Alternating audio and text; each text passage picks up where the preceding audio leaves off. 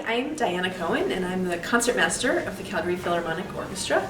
And a lot of people ask me, what does the Concertmaster do? So that's what I'm here to tell you. The Concertmaster is the first chair, first violinist in any orchestra, and I sit just to the left of the conductor. I'm the only orchestra musician that walks out on stage and takes a solo bow. I think it's just sort of it's become a formality over the years. There's nothing that I accomplish by doing that, but it's just sort of a way for the audience to recognize the musicians as a group. I do take that bow. After that, I start to tune the orchestra.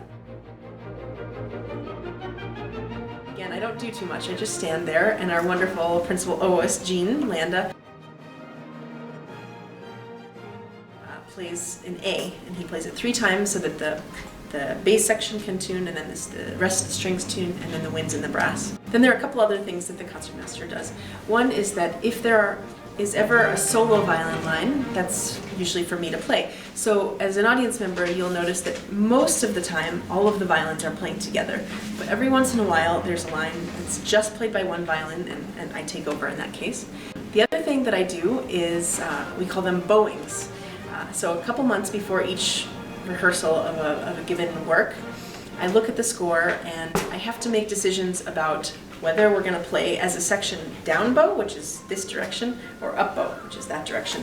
And it's not just visual, although it does sort of make the orchestra look like we're playing in sync, but it has a lot to do with musical decisions that are being made. So if we want something that sounds really light and airy, we might start it at the tip of the bow, which is much lighter. If we want something with a lot of strength and weight, we would start at what we call the frog, which is the bottom of the bow.